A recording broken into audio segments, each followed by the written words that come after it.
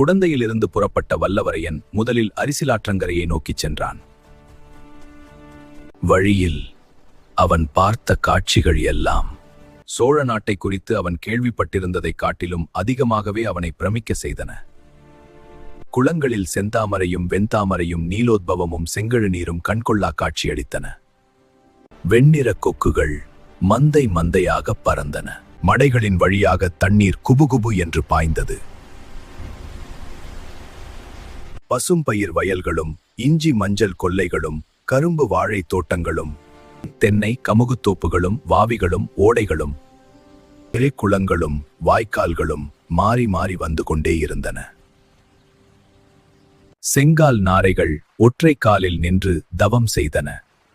நல்ல உரமும் தழையெருவும் போட்டு போட்டு கண்ணங்கரில் என்றிருந்த கழனிகளின் சேற்றை உடுத்தினார்கள். கழனிகளின் சேற்றை உழவர்கள் மேலும் ஆழமாக உழுது பண்படுத்தினார்கள். பண்பட்ட வயல்களில் பெண்கள் நடவு நட்டார்கள். நடவு செய்து கொண்டே இனிய கிராமிய பாடல்களை பாடினார்கள். கரும்பு தோட்டங்களின் பக்கத்தில் கரும்பு ஆலைகள் அமைத்திருந்தார்கள். சென்ற ஆண்டில் பயிரிட்ட முற்றிய கருப்பங்கழிகளை வெட்டி அந்த கரும்பு ஆலைகளில் கொடுத்து சாறு பிழிந்தார்கள். கரும்பு சாற்றின் மணமும் வெல்லம் காய்ச்சும் மணமும் சேர்ந்து கலந்து வந்து மூக்கை துளைத்தன. தென்னந்தோப்புகளின் மத்தியில் கீற்று ஓலைகள் வேயப்பட்ட குடிசைகளும் ஓட்டு வீடுகளும் இருந்தன. கிராமங்களில் வீட்டு வாசலை சுத்தமாக மெழுகி பெருக்கி தரையை கண்ணாடி போல் வைத்திருந்தார்கள். சில வீடுகளின் வாசல்களில் நெல் உலர போட்டிருந்தார்கள். அந்த நெல்லை கோழிகள் வந்து கொத்தி தின்றுவிட்டு கொக்கரக்கோ என்று கத்திக்கொண்டு திரும்பி போயின. குடிசைகளின் கூரைகளின் வழியாக அடுப்பு புகை மேலே வந்து கொண்டிருந்தது. அடுப்பு புகையுடன் நெல்லை புழுக்கும் மணமும் கம்பு வறுக்கும் மணமும் இறைச்சி வதக்கும் நாற்றமும் கலந்து வந்தன. அக்காலத்தில் போர் வீரர்கள் பெரும்பாலும் மாமிச பட்சணிகளாகவே இருந்தார்கள். வல்லவரையனும் அப்படித்தான். எனவே அந்த மணங்கள் அவனுடைய நாவில் ஜலம் ஊற செய்தன. ஆங்காங்கே சாலை ஓரத்தில் கொள்ளர் உலைக்களங்கள் இருந்தன. உலைகளில் நெருப்பு தணல் தகதகவென்று ஜொலித்தது. இரும்பை பட்டறையில் வைத்து அடிக்கும் சத்தம் டனார் டனார் என்று கேட்டது. சிறிய கிராமங்களிலும் சின்னஞ்சிறு கோவில்கள் காட்சி அளித்தன. கோவிலுக்குள்ளே சேமக்கலம் அடிக்கும் சத்தமும் நகரா முழங்கும் சத்தமும் எழுந்தன.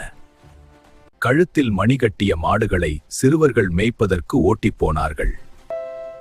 அவர்களில் சிலர் புல்லாங்குழல் வாசித்தார்கள். குடியானவர்கள் வயலில் வேலை செய்த அலுப்பு தீர மரத்தடியில் உட்கார்ந்து இளைப்பாறினார்கள். இப்படிப்பட்ட காட்சிகளை எல்லாம் பார்த்து கழித்துக் கொண்டு வந்தியத்தேவன் குதிரையை மெல்ல செலுத்திக் கொண்டு சென்றான். ஆயினும் அவன் உள்மனத்திலே இலேசாக பனியினால் மூடுண்டது போல் ஒரு பெண்ணின் முகம் தெரிந்து கொண்டே இருந்தது. ஆகா, அந்த பொன் அவளுடைய செவ்விதழ்களை திறந்து தன்னுடன் சில வார்த்தை பேசியிருக்க கூடாதா? பேசியிருந்தால் அவளுக்கு என்ன நஷ்டமாகி இருக்கும்? அந்த பொன் யாராயிருக்கும்? யாராயிருந்தாலும் கொஞ்சம் மரியாதை என்பது வேண்டாமா?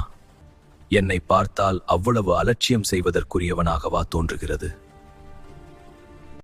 அந்த பெண் யார் என்பதை சொல்லாமலே அந்த சோதிடக் கிழவன் ஏமாத்தி விட்டார்லவா? அவர் கெட்டிக்காரர், அசாத்திய கெட்டிக்காரர். பிறருடைய மனத்தை எப்படி ஆழம் பார்த்துக் கொள்கிறார். ஆனாலும் தன்னுடைய அதிர்ஷ்ட கிரகங்கள் உச்சத்துக்கு வந்திருப்பதாக நல்ல வார்த்தை சொன்னார்ல குடந்தை ஜோதிடர், நல்லா இருக்கட்டும். இவ்வாறெல்லாம் சிந்தித்துக் கொண்டு வந்தியத்தேவன் சென்றான். அவ்வப்போது எதிர்பட்ட காட்சிகள் இடையிடையே அவனை சிந்தனை உலகத்திலிருந்து இவ்வுலகத்துக்கு இழுத்தன. கடைசியில் அரிசிலாற்றங்கரையை அடைந்தான். சிறிது தூரம் ஆற்றங்கரையோடு சென்றதும் பெண்களின் கைவளை குலுங்கும் சத்தமும் கலகலவென்று சிரிக்கும் ஒலியும் கேட்டன. அவர்கள் இருக்குமிடம் தெரியாமல் அரிசிலாற்றங்கரையில் அடர்ந்து வளர்ந்திருந்த மரங்கள் மறைத்துக் கொண்டிருந்தன. எங்கிருந்து அப்பெண்களின் குரல் ஒலி வருகிறது என்று கண்டுபிடிக்க வந்தியத்தேவன் ஆற்றங்கரை ஓரத்தை உற்று பார்த்து கொண்டே சென்றான். திடீரென்று ஐயோ ஐயோ முதலை முதலை பயமாயிருக்கிறதே என்ற அபயக் குரலையும் கேட்டான்.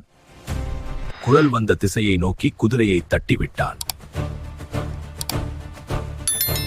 அந்த பெண்கள் இருந்த இடம் இரு மரங்களின் இடைவெளி வழியாக அவனுக்கு தெரிந்தது. அவர்களில் பலருடைய முகங்களில் பீதி குடிகொண்டிருந்தது.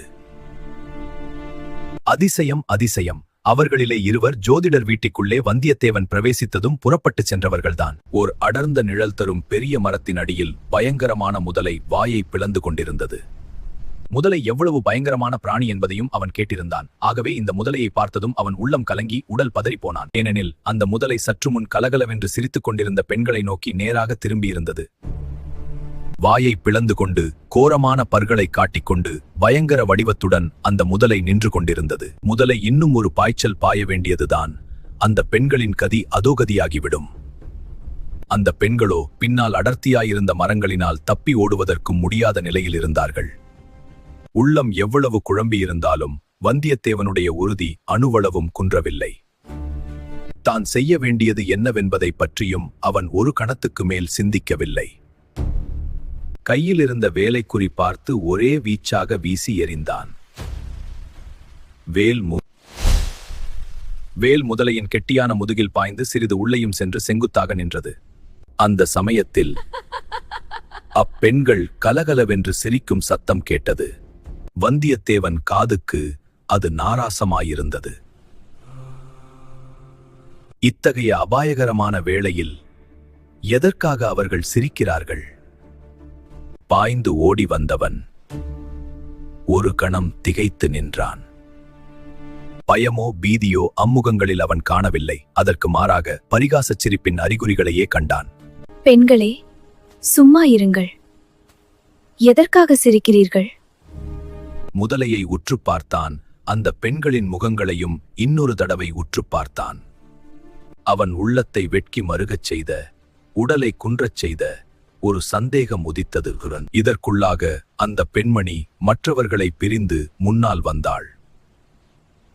ஐயா, தங்களுக்கு மிக்க வந்தனம். தாங்கள் வீணில் சிரமப்பட வேண்டாம்.